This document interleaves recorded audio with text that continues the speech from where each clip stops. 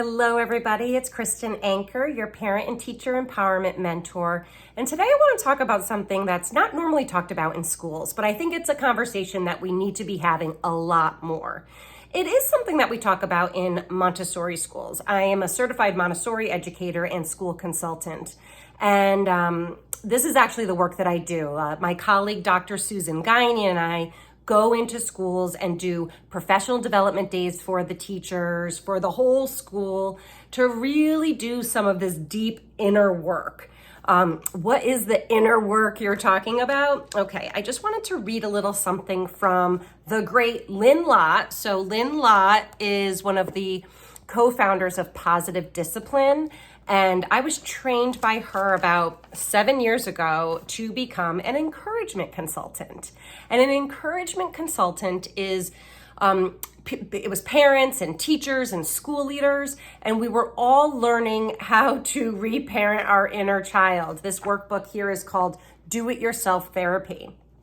And she's a trained marriage and family therapist. And a lot of what she saw with the work that she did with parents is sometimes we, like I did this before, Dr. Dan Siegel's work, we flip our lid.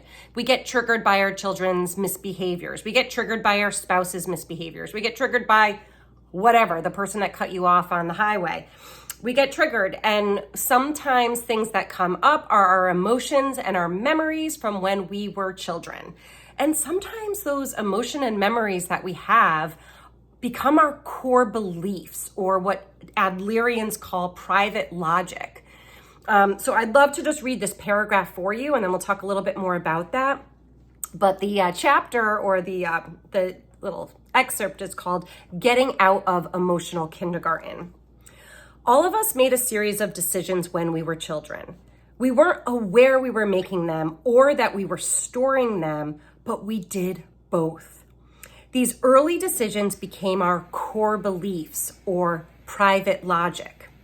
It's not what happened in your life that shaped your personality, but what you consciously and unconsciously decided about those events and circumstances. Many of these decisions were made in your childhood, before you were 5 years old. Picture going for a ride with a 5-year-old behind the wheel. Most of us are living our adult lives in this way. You may be surprised to find out just how much influence that child inside of you has. And this book helps you and gives you many tools to get out of that emotional kindergarten. And like I said before, this is the work that I do. I'm working with a client right now, and it's so great because she has the awareness. She has the self-awareness that this is happening. And so many people I've worked with didn't even have that awareness yet. We're living in these 50, 60-year-old bodies still with the brain of a 5-year-old, with some of these experiences and circumstances that happened to us when we were children. So some people call it reparenting your inner child. I was trained about 3 years ago to be a transformational mindset coach. And my mentor, David Bayer, he calls it rewiring your brain, mind hack.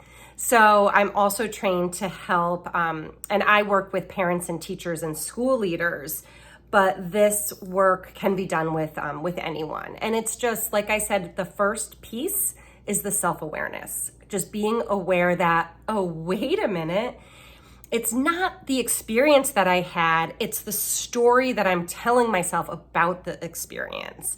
And when we do the work with teachers, we talk a lot about cognitive behavioral psychology and about these 5 primary drivers, and that it all begins with that belief, the core belief, like I was just reading about, that core belief, or Adlerians call it private logic, and those beliefs dictate our thoughts. So it's the thought that we have to be aware of, the thought that we're thinking. And usually that thought is from that, 5, 7, 8-year-old, whenever it happened, whatever the experience was. Because those thoughts are then going to create feelings in our body. And those feelings are going to tell us if it's a powerful feeling where your brain, your fully functioning brain, you're powerful, you're thinking, you're using all your prefrontal cortex, or it's going to be that primal feeling, and it's that you flipped your lid and you react and you yell and you say something you wish you didn't say. But it happens, and it happens to the best of us. So those feelings will then create those actions. Like I said, you're going to react. Sometimes those actions are inaction. I work with a few clients right now that are procrastinating, saying the thing or doing the thing. So it could be an inaction. And then that then creates our results. And it could become this psychocybernetic loop where those results then are just confirming your core belief.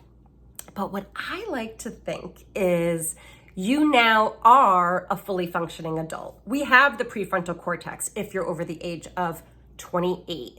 So it really is, first when I first became a positive discipline facilitator back in 2011, they said at age 25. Age 25 is when your prefrontal cortex is done developing. Now the research is it's more like 28 or 30. So it's not until the age of 28 or 30 when the prefrontal cortex, our brain, is finally done developing, and when we have all of those executive functioning skills. But we just need to be aware of when we are either in this freeze, fight, flight response, or when we are working with our emotions and memories back from early childhood, because that's what happens too when you flip your lid. So I hope that was helpful. Please let me know if you're interested. We're booking for the fall right now. Dr. Susan Guiney and I'm doing some workshops on Zoom. Happy to work with your teaching staff, happy to work with your whole school. It's deep work, it's awesome work, it's fun work, it's experiential learning. And I hope to let me know if you have any questions. Message me for any information about our upcoming workshops. And happy to talk with you about, are you still living in your emotional kindergarten? Or what are some tips and tools that we can get out of that? And let's rewire that brain so that we can be the confident role models that our children and students need. All right, have a great day and talk to you soon. Bye.